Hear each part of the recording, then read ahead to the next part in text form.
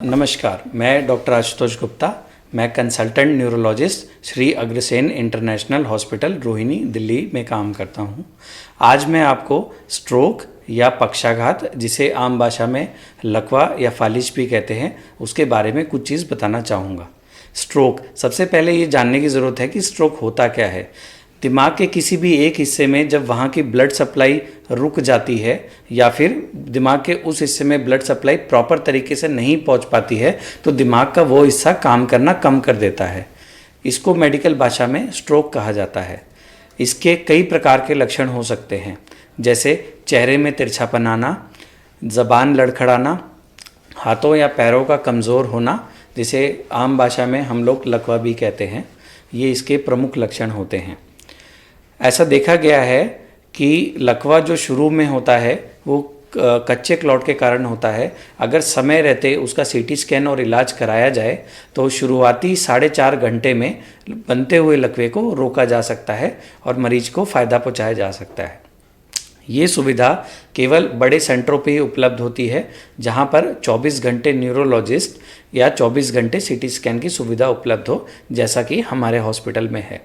हमारे हॉस्पिटल में पिछले 3 साल में हमने कई मरीज़ ऐसे जिनको लकवे की शुरुआती दौर में दिक्कत रही, उनको दवाई से, प्रॉपर तरीके से इलाज से, फिजियोथेरेपी से पूर्ण रूप से ठीक करके यहाँ से भेजा है। लगभग सारे मरीजों को संतुष्टि भरा इलाज मिल पाया है स्ट्रोक के चलते यहाँ पे। ऐसा देखा गया है स्ट्रोक के जो प्रमुख कारण होते हैं उसमें शुगर, बीपी, फिर आपका कोलेस्ट्रॉल, बढ़ती उम्र और मानसिक तनाव। तो जैसा कि देखा गया है पिछले कुछ वर्षों में कि लोगों का काम के चलते मानसिक तनाव काफ़ी बढ़ रहा है, खान पान पे लोग ध्यान नहीं देते, इसके चलते शुगर और बीपी की समस्या बढ़ रही है। तो जैसे जैसे शुगर, बीपी और मानसिक तनाव की समस्या बढ़ती है वैसे वैसे स्ट्रोक की समस्या बढ़ती है। रिसेंटली डाटा के अनुसार हार्ट अटैक के बाद स्ट्रोक मौत का दूसरा सबसे बड़ा कारण है हमारे देश में। दूसरा, ऐसा माना जाता है कि एक एवरेज एडल्ट लाइफ में हर 4 में से 1 आदमी स्ट्रोक के रिस्क पे है। सबसे पहले स्ट्रोक को समझना चाहिए कि स्ट्रोक होने के जो कारण हैं, जैसा कि मैंने अभी बताया कि बढ़ा हुआ बीपी, अनकंट्रोल्ड शुगर, बढ़ा हुआ कोलेस्ट्रॉल, व्यायाम नहीं करना, ज़्यादा देर तक बैठे रहना, मानसिक तनाव होना, ऐसी स्थिति में मरीज़ों को स्ट्रोक की संभावना काफ़ी ज़्यादा बढ़ जाती है।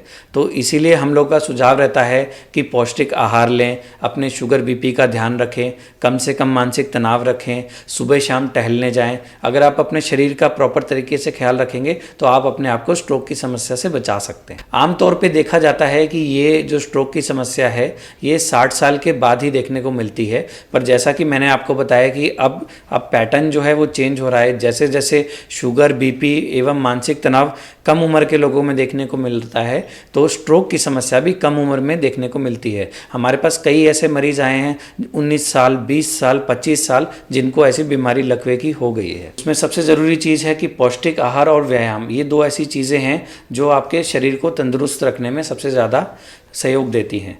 इसके लिए आप जितना हो सके घर का पौष्टिक आहार ही बच्चों को दें।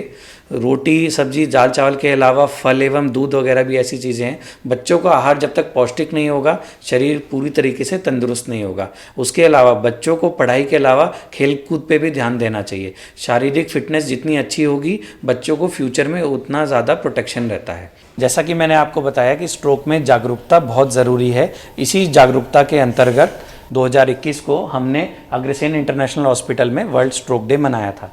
वर्ल्ड स्ट्रोक डे पे हमने लोगों में जागरूकता फैलाई स्ट्रोक के प्रति और ये चीज़ें समझाने की कोशिश की। जैसा कि आप इसमें देख सकते हैं कि 1 in 4 people will have stroke या paralysis in their lifetime. हर 4 में से 1 आदमी स्ट्रोक के खतरे के रिस्क पे है और इसके लिए वर्ल्ड स्ट्रोक डे मनाया जाता है, जिसमें आप नो स्ट्रोक कहा जाता है, अपने स्ट्रोक को समझे। हम ऐसा जागरूकता अभियान बीच बीच में चलाते रहते हैं जिससे स्ट्रोक को हम रोकथाम कर सकें।